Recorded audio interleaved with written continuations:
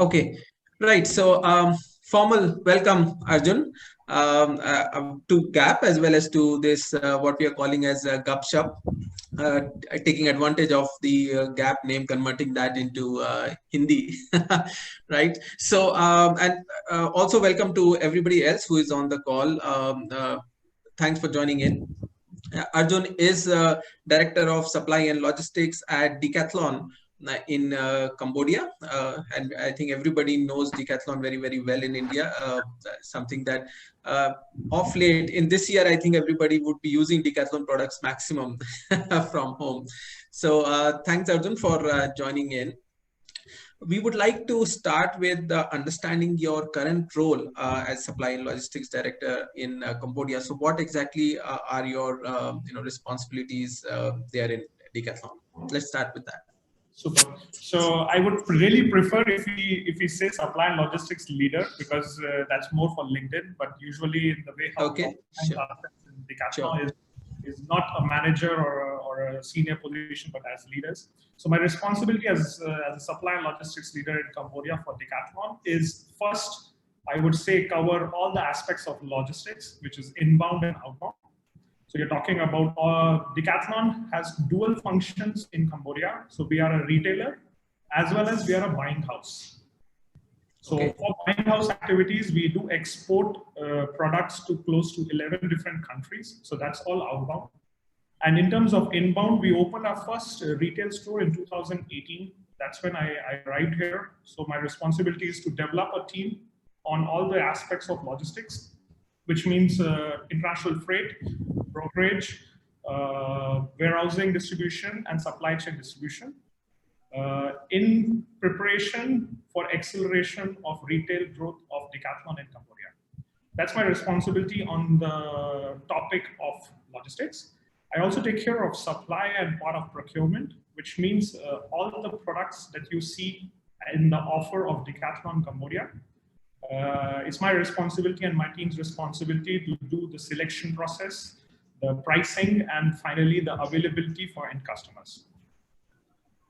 So this is a multi-vertical role that I lead today here.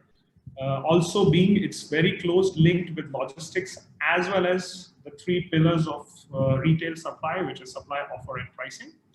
We have this structure primarily because I have not always worked in logistics. So this is where I just divert a bit off. So I'm a physicist by education. I'm not from this industry. I'm not from logistics or retail industry. It was a very strange story that I was in St. Stephen's. I had passed out and I was preparing for Delhi School of Economics. And I had already planned to go to do my master's in physics. And that's when, by mistake, my college had forwarded my resume of previous year. So I was from passed out batch to Decathlon. And Decathlon just gave me a call and explained, and I said, no, I'm already preparing for an entrance exam. And they explained me that, no, there is a recruitment day where we play sports. And this I'm telling you back in 2011-12. So it was quite fascinating to hear about a company which has sports round in the interview process. And, always being fascinated and a very passionate lover of football, hiking, and different adventure sports. I thought, why not give it a try? Let's go and just explore. There's nothing wrong in exploring. But honestly, preparation karte karte, it was too much. So I wanted a break. And I went, I enjoyed the session. And quite surprising, I told Decathlon that I am going to work only for 1 year because I just want to explore. And they said, okay, fine, let's see how it proceeds. That was the time I went for the first time by myself to the southernmost part of India, mainland India, which was Chennai. And then further down to Tuticorin, and I realized, okay, it's a very different world. The only time I would have seen containers and everything would be when I was quite small, and we would wait by railway crossing, and we would see that. So it was quite interesting, and since then it has been nearly 9 years now. So it has been. What happened to the entrance exam? Entrance exam I did not give. So instead of Decathlon waiting for you, it's the exam that kept waiting for you. So honest, my mother still tells me that Arjun, you took a break for 1 year and it has been 9 years. So on a very lighter note. But yes, what actually kept me involved and engaged, guys, was the new responsibility and challenges what Decathlon was giving. So, I was 19 and a half, like 20 and a half, and I was asked to go to Bangladesh. So it was quite interesting, personally as well as professionally, because I always share this when I stepped out. The immigration guy at the Delhi airport asked me, "Where are you going?" And I said, "Bangladesh." And he started joking. He said, "Your parents allowed at such a young age?" During our time, our parents would make us sit in the room. I always share this. It was a light note. But since then, the journey has always been interesting. So I moved to Bangladesh to lead a part of export logistics. Then I came back to India. So does Bangladesh have a Decathlon store, or is it a more of supplier location? So today, since last, I would say 11 years, Bangladesh has a buying house activity of Decathlon. And since last 1 year, we have a pop-up store, the first retail test store that we launched. There is already an e-commerce of Decathlon in Bangladesh that we have launched. So it covers full Decathlon. And there are some small click and collect store concepts that exist in Dhaka, Chittagong, and then being expanded to other different cities. They have a brilliant retail project. I was supporting them until mid of this year. So they plan to open a full-fledged experience store like what you see in India by mid of 2023. And then they have a very aggressive plan to grow primarily because the population is there. It's a young population. And they're they don't have access to sports goods. They don't have access to qualified and reliable sports goods, and definitely affordable ones. So we see a big potential coming up in Bangladesh also. Right. And so, go ahead. No, so quite a fascinating story. And I was just thinking that this also speaks volumes about the Decathlon as an employer. Because if you can get a young guy and make him stay for 9 years, and who's wasn't looking for a job, and give him, international postings, opportunity to lead, that talks very good about the company not taking away anything about your capabilities, but it works both ways, right? So absolutely. You are completely right. I just share one small incident. Back in 2003, I was in Vietnam. And I had a food poisoning where I was wrongly medically treated by the doctors. And it went to become such serious where I had to be airlifted from Vietnam to Singapore. And I was in coma for close to 45 days. Sorry, when was this? 2013. Okay. And even though I was on business trip, because I was jumping between Bangladesh, Vietnam, Sri Lanka, my insurance had expired. And Decathlon absorbed close to 2 million euros, which is a huge amount of money if you convert it into INR, for an employee which was less than 3 years old in their company. And I have been always grateful to Decathlon for that. And this is one of the reasons why, as you said, that has engaged me for so long. And I'm afraid they might see a bunch of resumes coming in their way after this interview. Okay, so then you took this opportunity in Cambodia. I think in 2018 or 19. 18 October. Okay, and I want to know what made you take this. Now, Cambodia is not known for people flocking there, and it's kind of an exotic country for us, and mostly known for the Angkor Wat temple, which, by the way, I'm watching a lot of videos of late. But it's what made you take this challenge, and what did you have any other options, and what did you have in mind? Okay, so just to share with you, in my full journey in Decathlon, I worked in logistics, supply, procurement, and pricing. And 2018, when this opportunity came, it was not the only opportunity. There was some more which was on the table. But for me, I have worked in my career before Cambodia. I worked in India, Sri Lanka, Bangladesh, and Ethiopia. Ethiopia, okay. And I was also responsible of managing Pakistan. So I used to meet my team in Dubai or in Sri Lanka, which was more of neutral grounds. For me, all this journey pushed me on taking some decisions which can bring change in the life of people. So one of the reasons for me to move to Cambodia was the freedom at a country level. Of course, in Decathlon, you have a lot of freedom, but I had a freedom at a 360-degree view. So today, just to share with you, July was the first time where you hear a lot about sustainability. You hear a lot about planet, ecosystem, and everything. And this is a topic which is very close to my heart. And when you search Cambodia in Google, you search, one thing that comes is Angkor Wat. Another thing that comes is it's an LDC country, which means it's a least developed country. And this was a motivation for me. One of the true decisions when I visited in October. So in Decathlon, whenever you have an international project, you are sent first for a discovery trip to understand how the country is. Is this the right set of environment you want to live in? Is it the right set of responsibilities you want to take? So there's a lot of freedom even when you decide an overseas project. Very nice. Which was, when I arrived here, of course, I had my memories of Bangladesh, from Ethiopia, which were also at least developed countries. But Cambodia was very different. I think one of the core reasons was because it was a touristic country. It has always been a touristic country, which Ethiopia and Bangladesh could not achieve to that status. This really helped Cambodia a lot. And when I arrived, I saw a lot of things. I did a lot of historic research, where Cambodia I felt as one of the countries which was punished badly in its history with civil war, with I got to know that less than 30 years back, 25% of the population was slaughtered. So for me, I'm a very human. I'm pro-environment, and this pushed me a lot, where I had to build a complete full organization from scratch, building them, bringing them to a level where they can become autonomous. At the same time, taking this challenge as a least developed country and focusing it towards pro-environment.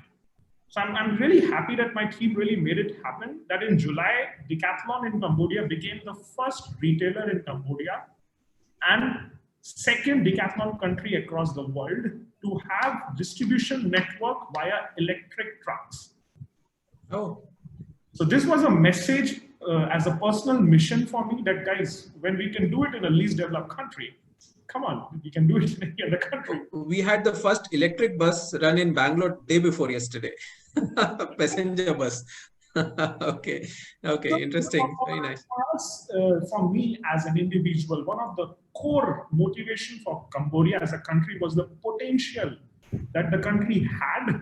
It has a very young population, a population which is crazy ambitious, which is crazy in terms of achieving things. They are self-motivated.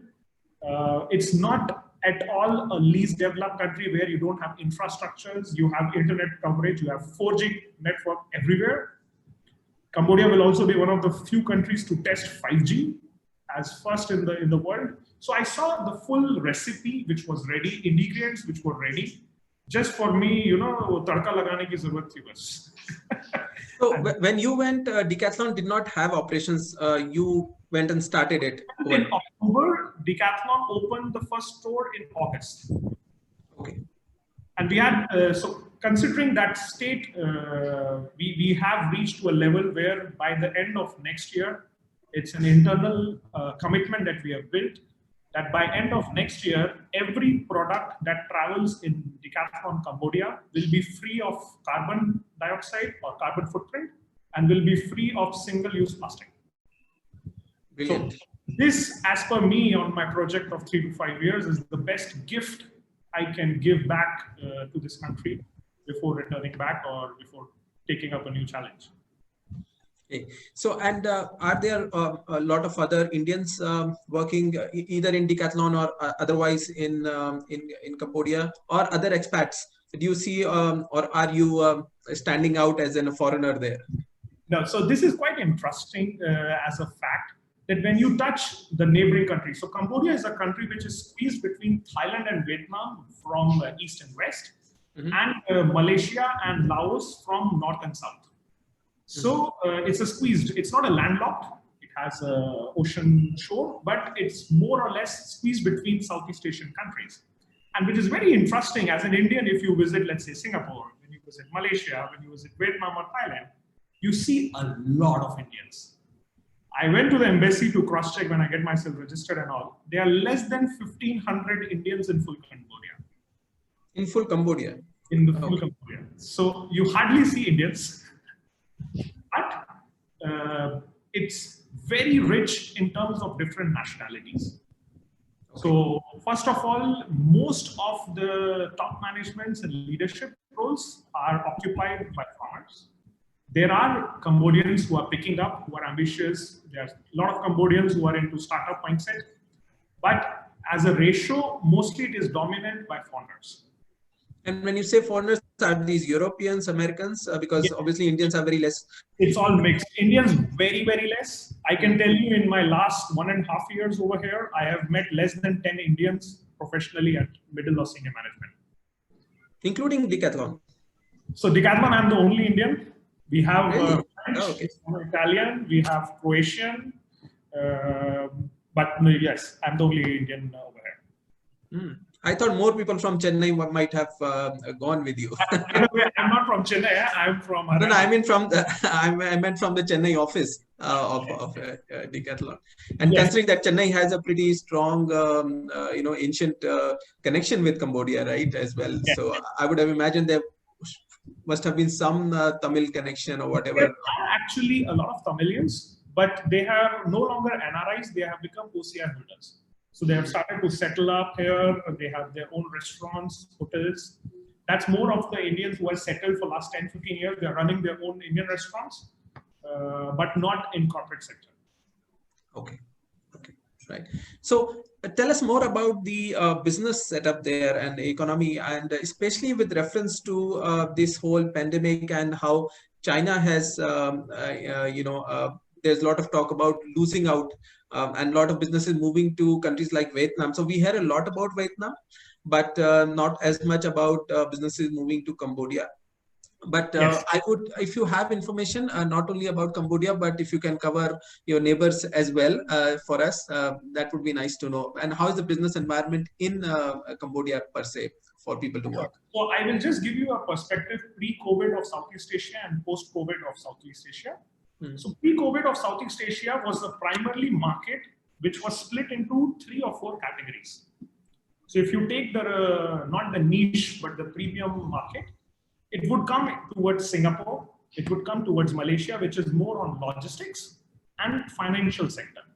These are the 2 dominant sectors that exist in Malaysia and Singapore, which is the premium segment. So you will have high-paying companies, the top-notch companies in the world, based as their locations in either Singapore or Malaysia. The rest countries doesn't have this, doesn't have logistics, doesn't have financial sector as the premium, but they work more towards manufacturing. Now, manufacturing, I can give you especially for 3 verticals. The first vertical is lifestyle and fashion, which is also a Decathlon. So any garment kind of manufacturing and everything. The second is technology. So you're talking about electronics, you're talking about communication devices and everything. And of course, the third comes is agricultural products. So there is a lot of manufacturing that happens locally in terms of mangoes, in terms of dragon fruit. These are all tropical fruits which get exported a lot. You will be very surprised to hear this. So Cambodia does a lot of coconuts, and these coconuts are actually taken to Thailand or Vietnam and processed and sent back to Cambodia to sell. So that's interesting. I didn't know this. One of the reasons why is that Southeast Asia as a zone has a lot of freedom. When I say freedom, what does it mean? So pre-COVID, if you are a citizen of any of these 5 countries, you can travel between 2 countries without visa. Really? So it's kind of a Euro zone. Yes. I had no idea about this. Okay. Yes. So which are the countries which are part of this? So all the ASEAN group. Okay. All countries registered under ASEAN have the freedom. So for example, if a Cambodian wants to visit Singapore, he can stay for a period of 90 days or 180 days, visa free. A Vietnamese want to visit Cambodia, a Cambodian want to visit Thailand. So this is the freedom that they have pre-COVID. Of course, there is no visa restriction with COVID, but pre-COVID it was very easy. So you had a lot of flow of people coming in into corporate sector from one country to another. Even though we're sitting very far away from Southeast Asia, we feel okay, Cambodia, Vietnam, Thailand, Singapore, Malaysia, different. Of course, they are different. But in terms of job opportunities, it's very easy when you relocate between two countries. I have had in the last 1 year quite friends. A few of the friends who moved to Vietnam, who moved to Singapore, and somebody from Singapore who moved to Cambodia. So it's quite easy in terms of that. So this is, I would say, a uniqueness of Southeast Asia. I really wish India joins ASEAN for this reason. we won't need visas. Yes, it can be, because I think, if I'm not wrong, pre-COVID, India and Sri Lanka were discussing some kind of a tie-up for IT sector, where Indians can travel to Sri Lanka without visa restriction or business visa restriction, especially on IT projects. I don't know if it has been consolidated or not, but this was something which was put on the table between Indian and Sri Lankan governments. So this was overall, I would say, pre-COVID. Now comes the COVID, which we are talking about. So most of the people, I would say, got to know more about COVID starting what Jan end or Feb mid. I would say Southeast Asia was one of the first countries, because we have a lot of people flying in and out of China to Southeast Asia. Why? Because today you have a lot of investments of China in Southeast Asia. You have a lot of senior management, a lot of influence, a lot of manufacturing companies. So factories are owned by Chinese. So you will be shocked to hear this, that it has been close to 10 months since the COVID really peaked up. And Cambodia did not lock its border. And there has been less than 285 cases. Sorry, how many? 285. Really? Okay. Zero in entire Cambodia? Yes. Okay. Zero casualties. And this is very interesting, because I hear pretty much similar numbers for Vietnam as well. And this is like next door to China, right? Share borders. Yes. And did you think these countries did something different, or was that a virus did not travel that side? I would not say that the virus did not, because I'm definitely not a medical expert on this. But what I can answer from my understanding was primarily three reasons. The first one was that the population of entire Southeast Asia is quite young. So this was, of course, towards the benefit. The second one was that it's a full tropical country. So you don't have a lot of fluctuation of temperature or weather. Why would I say that? Is that medically it has been found with weather and temperature, the virus keeps adapting. So this was maybe towards the positive side, where the virus couldn't really mutate. The third and the final reason was that every country did not, I would say, feel ashamed to accept if they did something wrong. Now, for example, in the beginning, Singapore model was quite effective. Vietnam was also able to control, but I can be very specific about Cambodia. It's been, so in the beginning, there was no lockdown of border. They locked down flights from 5 countries, which were mostly European and American, but not any other Asian countries. So what Cambodia decided and what they found out was that close to 90% of cases were coming as import cases. So they made up a process which was quite simple, that any non-Cambodian person who comes into Cambodia has to deposit close to $2,000. So $2,000 is, you're talking about, is 1.5 lakh rupees. Now, immediately the full flight is taken to a government-nominated hotels. There are 2 different hotels. They started controlling the number of flights, and immediately the full flight is quarantined for 2 days in that particular hotel. Nobody is allowed to go out, nobody is allowed to meet. Within those 2 days, the full flight result comes out. If even one person is tested positive in the flight, the full flight stays in the same hotel for the next 20 days. Nobody moves out, even if you tested negative. You only move out if somebody in the flight is positive after the 14th day when you go through the second test. So people who even landed in Cambodia after the 14 days period, when they were left out, there was not a risk of virus spreading inside. Of course, Cambodia took a big hit in tourism, because when you ask Southeast Asia, one of the best things about Southeast Asia is the cost of travel is not so expensive. The cost of stay, the cost of holidays is not crazy expensive. But when you put a restriction, even though it was a refundable amount, if you test negative, the full money is refunded back to you, except the testing fee. But still, as a tourist, you would not want to go to a country and block $2,000, especially when you're going as a tourist. Right. So definitely, they took a big hit in terms of tourism. But it's a trade-off. It's a trade-off between. But were you in lockdown for as extensive period as India was, or not at all? Lockdown for 5 days. 5 days. Not a lockdown. Why it happened was, so there was a Khmer New Year. It's a full week festival where everybody goes to their countryside and provinces to meet their family. So what the Prime Minister decided was to delay these holidays by 6 months. And so that even though he delayed the holidays, for people not to move between cities, within the city was locked down. So Phnom Penh, the capital, was locked down from a different city out of Phnom Penh. But within Phnom Penh, everything was open. So basically, you guys have been going to office for last 6 months. Well, schools, I believe, would also be open in that case. Schools not shut. So, schools, of course, in the beginning, because Cambodia, I can tell you, the first case came very much in advance.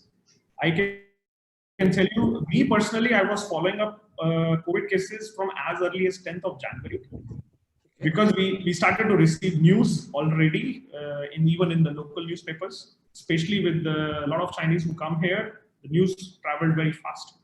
So when it started to peak up, there were periods for a month where the cases start to double.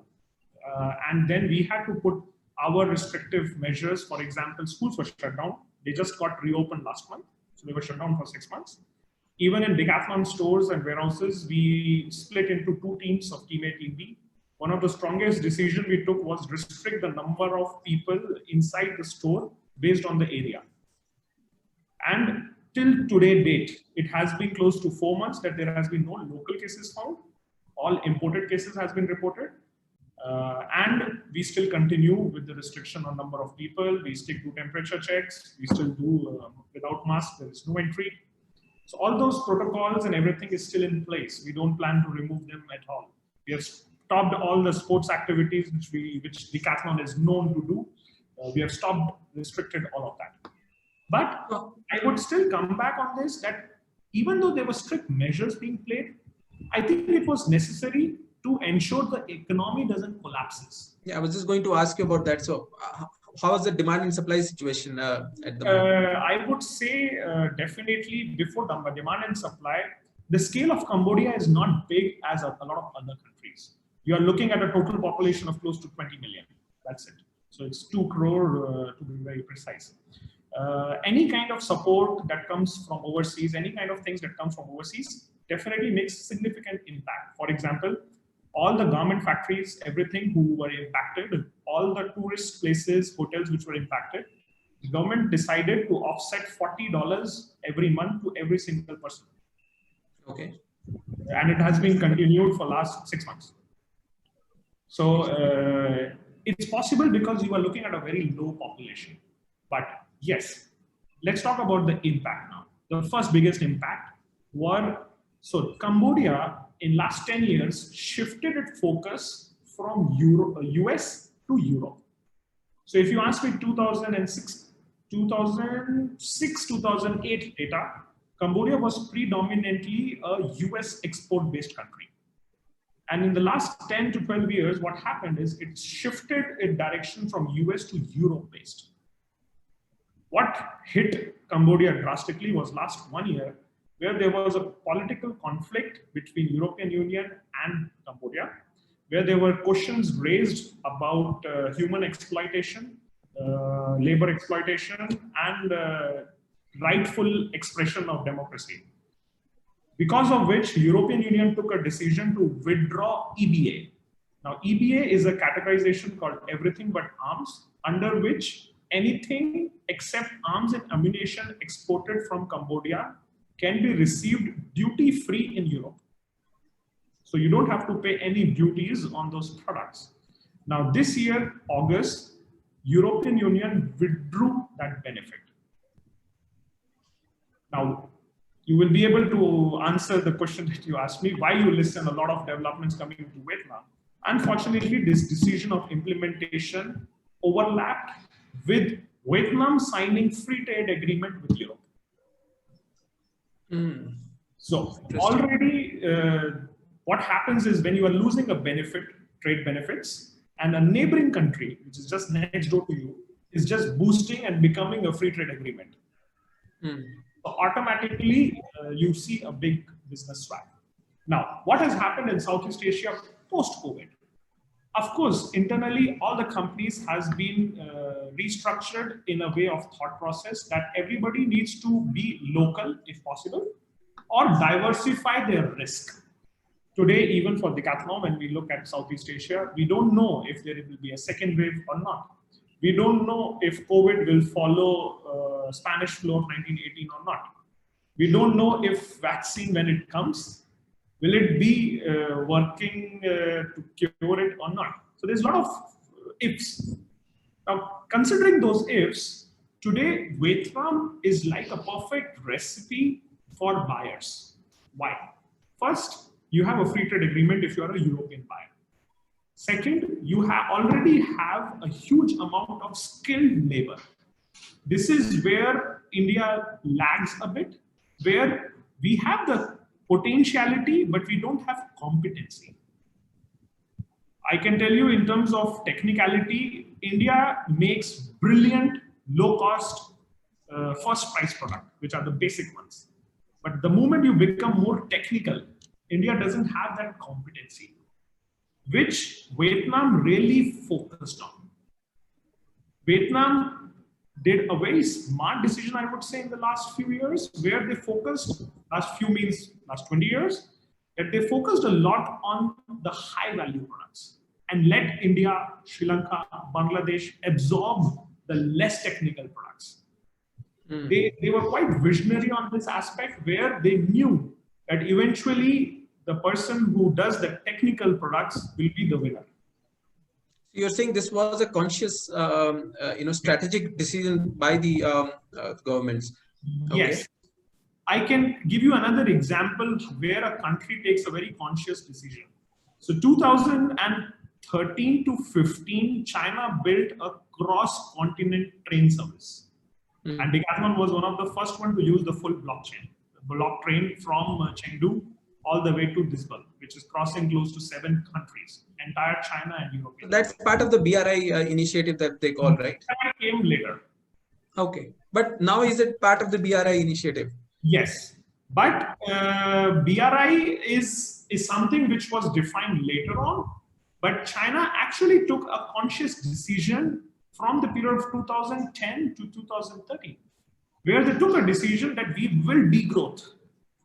Why we will degrowth is to prepare ourselves. So it was a conscious decision that for 3 years, I will degrowth so that in the coming 15 years, the speed of my growth is going to be insane. And this kind of shifting gears to accelerate. Yeah. Exactly.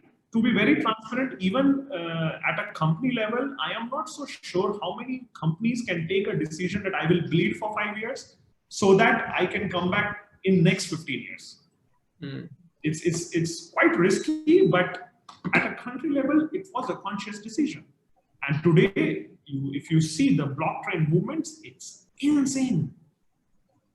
For the industry of logistics, it's insane because you pitch, of course, very much more expensive than sea freight, but you are not dependent on the unconventional and the traditional issues of sea freight.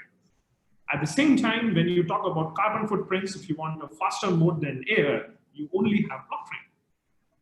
So there are countries which take a conscious decision that, okay, we might agree to degrowth, but why we are degrowthing now is so that we come back much stronger tomorrow. So what we see in Vietnam today is because of the perfect ingredients, so you have skilled labor, you have the competency, and you have the investments. Right. So investments from the buyer as well as supplier side. So supplier is ready to invest and the buyer is ready to invest because he can claim benefits because of the trade agreements. So it is the right environment when anybody wants to set it up. Arjun, does it also, are the government policies in, say, countries like Thailand and Vietnam more conducive and more friendlier to business versus Cambodia? Because the reason I'm asking is when last year we spoke, you were actually struggling with the imports, right, from Singapore. And you said it's very complex here versus other countries. So from that information I'm asking. Of course, definitely, I would say, so let me be very point blank. The problem with custom clearance, if you talk about, it's Vietnam, which is the most complicated. So how India has a legal requirement of MRP, Vietnam has a legal requirement of Vietnamese wash care label. And then further lot of evaluations and everything. Why it is like this? Again, to protect local country, protect local business. Now, coming to your question, Rishi, the biggest difference you have to understand is that more than 70% of population of Cambodia is below 35. More than 70 is below 35. Okay. So less than 20, 25 years back, which was 1970s and early 80s when there was Khmer Rouge, which was this normal civil war, local civil war, 25% of population which was slaughtered was actually a generation older than us. So it's a generation of our parents. So today, the workforce that you have is young, is like raw clay. You need to mold them, but if you let them go, they will just loosen up and dry out. So coming back on the same, today, yes, in Cambodia, this is a big lacking point. So even when you have a workforce which doesn't have a direction, when you have a huge amount of population which doesn't know, which doesn't have their elder generations to guide, what happens is there is a lot of instability on every process. And one of the biggest challenge what we faced, but it does not mean that there are not people, good people or smart people in government sectors who don't want to improve. So I can be very proud to say that when we spoke with the custom head, when we spoke with the Ministry of Labor, when we spoke with different ministries, we were able to find a solution. So in Cambodia, of course, the Southeast Asia is more focused on developing and more easy in terms of foreign investments because, again, they are all tourist-based countries, so they need foreign investment to arrive for them to flourish. So for sure, it's the case. You see it already happening with garment industry. You see a lot of garment industries moving to Southeast Asia from China or from other countries, specifically Vietnam. You see electronics also doing the same. I have a different perspective primarily towards Apple. When for me, their interest towards India is not a strategic decision to go away as a Foxconn group from China. Because for that, they're building up in Vietnam. Their way of entering India is to start capturing now Indian market. Today, the holding is less than 1%. And that's where the online store is the first step. Yeah. Exactly. It is not to find an alternate. Because we see already they are already sourcing in Vietnam, and it doesn't make sense to do dual sourcing so close in the same continent. Right. It's not sometimes something that doesn't make sense. But you think the hedging of bets in terms of China is real, that East Asia or Southeast Asia is getting the business now more from the Europeans and Americans as a strategic shift? Or was it just a lot of talk and discussion, during the lockdown, that this will happen, but perhaps not easy to match China in terms of scale and, quality, whatever output levels? You asked a very brilliant question, Rishi. Okay, first thing first. I will maybe try to answer this in Hindi. अगर हमारे घर के बाहर जंगली पेड़ पौधे उग जाते हैं, if you cut them from day one, you don't feel the load of the work. But suddenly in 1 month you go out of your house and you realize कि वो 10 feet लंबे हो चुके हैं, तो आपको same time नहीं लगेगा. Having the same analogy, I think it is not fair for all of us to say that okay, China has become a giant, China has become a giant. I think every country somewhere is responsible to letting that happen because we were so content with what we were just doing. We also have this pond का मेंढक, हमें बाहर देखना ही नहीं है कि बाहर दुनिया कहाँ जा रही है. So I think every country has that responsibility. Having said that, today if you ask me, it's not practical. It's good, but it's not practical कि with the swap of finger you change everything. But at the same time, I must say that the foundation work needs to be done, and it is happening.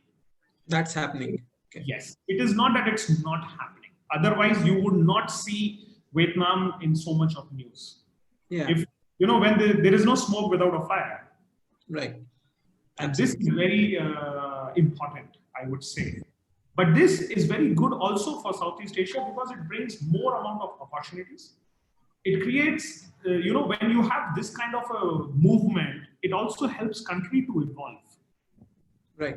And Vietnam is something which I think needs evolution. Southeast Asia as a zone needs to be evolved. Right. So that's a very good note for my next question in terms of the career opportunities, right? And we see, and for that region to evolve, there would be a lot of experts needed, and just like you have gone there. And we have already I'm noticing that a lot of people are going on projects to Vietnam and Thailand, and people like you to Cambodia. So there is probably a requirement, going up. Yeah, and India definitely offers that advantage of being closer, more culturally closer, geographically closer. So how do you advise people who maybe tomorrow, if I get an opportunity from Vietnam or Thailand or Cambodia, or any of these countries, how should we evaluate it, and how is it like to live there, in these countries? And you have traveled extensively in all of that region. So what do you advise from that perspective? The first thing is, how do you evaluate? So here it actually benefited me because I had a lot of multi-country experience. So it was not so tough for me to take this decision. Okay. One thing, if you're a vegetarian, don't come to Southeast Asia. Oh my God. It's jokes apart. Of course, you can survive. There is no problem. I have some friends. So it's like a European vegetarian or Indian vegetarian? European vegetarian is like, the chicken eaters there are vegetarians, right? For example, I am not 100% vegetarian. I'm a chicken eater vegetarian. But I cook my own food. So that's the benefit. Okay. Because I was not able to find any cook over here. That is the personal side. So in terms of if somebody is a vegetarian, I would strongly suggest no. Why? It's not just about eating and surviving, Of course, because you will see raw meat across Southeast Asia on the streets very easily. Sometimes people who are pure vegetarians, they cannot live with the smell. They have a lot of blockages on that topic. So one big suggestion, if you're a vegetarian, don't enjoy life taking risk. Don't come to Southeast Asia. Okay. Having said that, how do you evaluate? The first is you need to decide why you want to choose that career path. This is very, very, very important. Why? Because it's not about salary. I will be very transparent, Rashid. In Southeast Asia, you are well paid. Why? Because the resources doesn't exist in Southeast Asia. Except Singapore and Malaysia, you will not find countries with big, strong resources. For example, if I have to recruit one person, my average lead time is 3 to 5 months. Whereas in India would be 3 to 5 weeks maximum. Because you don't have those pool of candidates. And the pool of candidates who are smart, because the percentage is so low, they are super insanely expensive. That's why people like, say, India, or you are talking about the subcontinent of India, you will have a lot of opportunity and edge. This is the first. Second, in terms of cost of living, yes, the cost of living is more expensive than India. Mm-hmm. Because you cannot live like a localite. Of course, if you live like a localite, your cost of living goes below India. But if you still want to maintain basic living of honor, your cost of living is higher. Give us an example. This is interesting. Give us an example of maintaining the standard of living like India. Okay, let's talk about housing. So I have a team member. He lives in a 68 square meter house. 168. Yeah. So 680 square feet. Okay. He's a single bachelor. He's 22. So it's okay. He's French, but he pays $800 as rent. So you're talking about 60,000 rupees as rent. And it is not in the city. So if it is in the city, out in the suburbs, outskirts. Okay. Yes. So this is one question, but it does not mean that you don't have houses which are less than $100, less than $200. The average salary the minimum wage set by government is $200. So of course you are a white collar employee, so you get way more than 1,000, 2,000, 3,000, and depending on your position, it goes as high as 5, 10, 15, 20,000 on a monthly basis. So that of course depends on the position. But in terms of cost of living, of course, in the beginning months it's tricky, but you get it adapted because it's not that you are underpaid. This is one. Second, because the countries are so small, even at a personal side of moving around, visiting places here and there, it is not an expensive trip. Even within country to country, for example, a return flight from Cambodia to Vietnam will cost you only $60. Oh. And at times, at like really peak times, it costs you as low as $35, which is nothing. You're doing an international travel. Right. So living is not at all tough. Again, I revisit this point that how do you evaluate is you need to decide what you want to do. Okay, you spent 3 years here. What next? Right. And that's also important that how you think is the experience counted for these countries. Like it's like working in India, somebody going to Europe, it's always tough, even internally within the companies, because you are coming from a very small market, right? And since you would have probably not seen the volumes. When I was in Apple, what we used to sell in a year in India, in those days, France used to sell in a week. Yes. Right. And we could never match those numbers, So if we had to apply to go to London office or Paris office, we were like very low in the, evaluation list.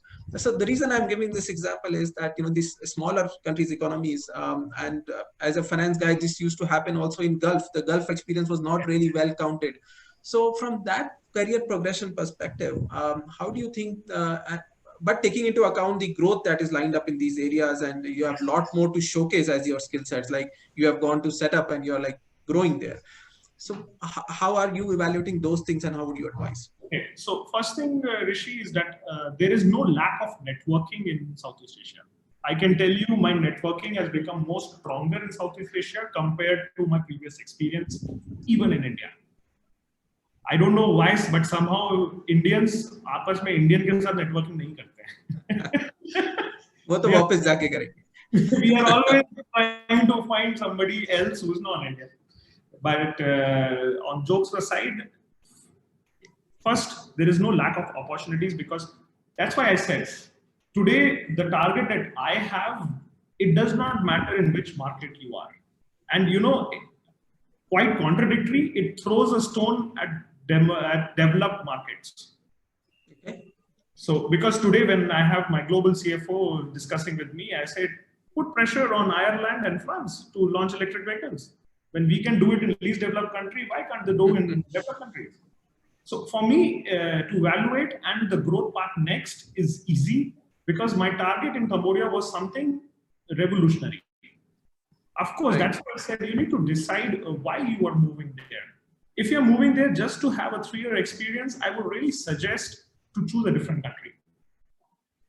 These countries should be utilized, I would say, not only Southeast Asia, African countries and all.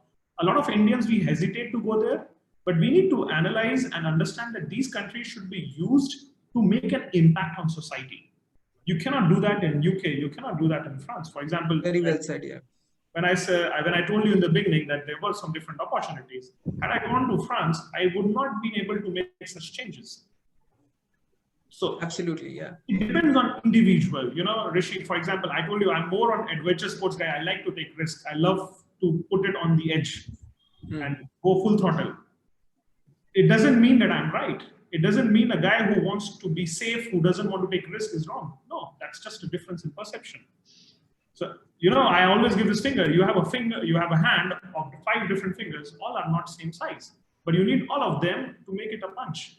So people who wants to go for a sustainable growth, it's not that Southeast Asia is a bad market. What you will do is you will work here for, let's say, 3 years, do some savings and come back. Usually what people do in, let's say, US. But it really depends what you want to do after 3 years. Which direction of the industry you want to take. Of course, if you move to Southeast Asia, you will be better than, I can say in terms of percentile, you will be above 90. I can know at least that much of confidence on Indians. But how do you utilize that? Because the moment you come back to India, you're not going to be no longer in 90. You will have a huge, fierce competition. So how do you utilize that opportunity of 3-year period where you screened up in the pool of candidates in the countries? Did you utilize it or did you not utilize it? This is very important. Very well said.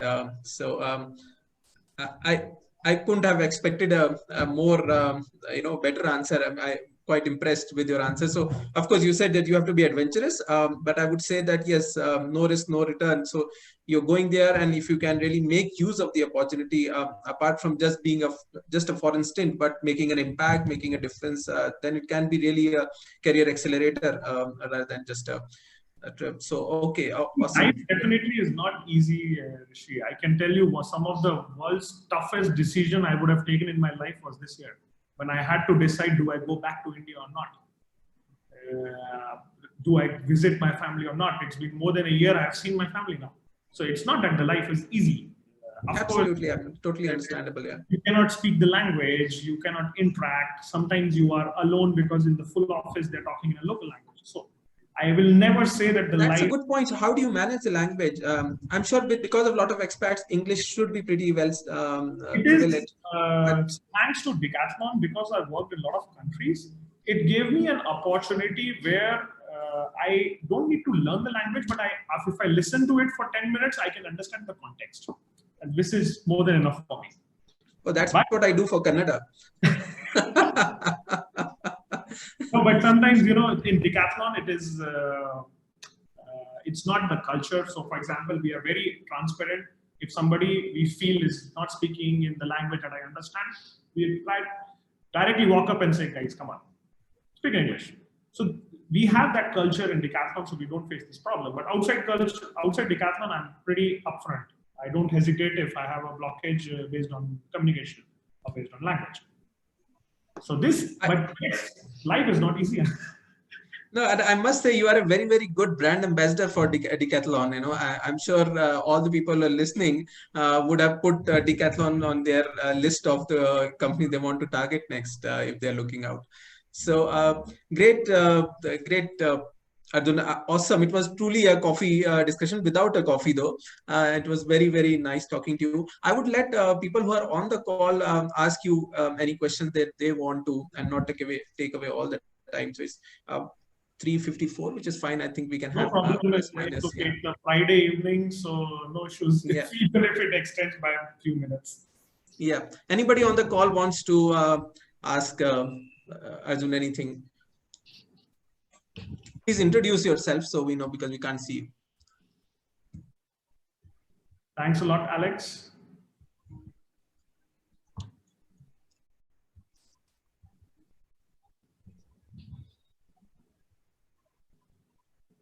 I think people are still in Cambodia with you mentally.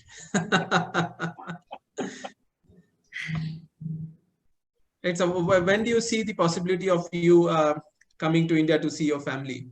Not this year. So it's a decision we have already taken mentally with the family that okay, not going to happen. But honestly, I would be willing to do the other way around. Let them come in. Okay. Yeah, Yes, probably that's safer, because India is like gone crazy with the cases. Right. Like both my parents are above 70, above 65, 70. So they have not stepped out of house for last 7 months. And where are they? Which part of the country? They are in Gwalior, which is in Madhya Pradesh. Yeah. So they have not stepped out of house for last 7 months. So I was suggesting them that next time when you step out for a flight. Sure. And otherwise, I think it's very tricky because if I come, especially no direct flight, I have to do a transit. And if I have to not do quarantine, then I have to go to Dubai first because there is an air bubble with Dubai. But if I come through a different country, I have to do 14 days. It's painful. This is painful. But there is a direct connection from Delhi, right, for you? No. There isn't? No. Where do you hop from then? I always prefer Phnom Penh, Singapore, Delhi. Okay. Or in terms of connection, there are n number of connections pre-COVID. You have Bangkok, you have Malaysia, you have Singapore. Or in terms of options, you have a lot, but there is no direct. Okay. Sunil wants to ask about any key logistics and supply chain trends evolving in Southeast Asia. Yes. So Sunil, one of the primary things that is happening in Southeast Asia is cross-border e-commerce. So just cross-border e-commerce. E-commerce. Okay. Just to share with you, today in the full Southeast Asia, Amazon, Alibaba marketplaces don't exist. It's only Singapore where Amazon exists. So today, because I know the guys in Alibaba and Amazon who are doing this study, they are doing a cross-border e-commerce study to make sense to them that which country will make sense to have distribution center. So they are doing the same study in Cambodia, doing the same study in Vietnam. As I explained to you, that there is a lot of cross-border e-commerce that happens. Between Cambodia, Vietnam, because you have a lot of small startups, you have a lot of small traders also, SMEs, SMSMEs. So this is the new push that is happening. You will be surprised to know that Cambodia drafted its first e-commerce law last year. So again, these are the countries you're talking about, which are half as matured as India. They have just got independences as 30 years, 35 years, 25 years. So we don't expect a huge level of development. But I would say the huge push that is happening is cross-border e-commerce, specifically in Southeast Asia. This is the new trend. This is the new big thing that we are looking at. Thanks a lot, Arjun. It was a real crash course on life and business in Southeast Asia, if I may call it that. So thank you so much, and thanks a lot, Rishi, for planning this session. Thanks, Sunil. So Arjun is also one of our members, and he is on the platform. Arjun, I'm sure if somebody reaches out to you for any advice or any question, you would be happy to support like everybody else, right? Great, thank you. All right, I think we'll let Arjun go and take care of his shop there. So great, Arjun, great talking to you, and please keep us enlightened about what's happening in those areas through the platform. Any interesting development, please post it there. So now with your this session today, people will be more sensitive about the news and will be able to absorb it much better. So from that perspective, please keep sharing the information from that part, and we'll do the same from this part and the rest of the world, right? And we'll and do join tomorrow with on General Menon's session if you have time, and everybody else on this call. I'm hoping that could be an exciting one as well. I do watch the session with a few people that you met, because I sometimes cannot find the same time zone. Because I understand. That's the whole idea of posting the recording, so you can watch it later on. Great, Arjun. Thanks a lot. And we hope to catch up with you soon again, right? And be connected on the platform. Take care. Bye, everyone. Thanks for joining. See you. Bye-bye. Bye.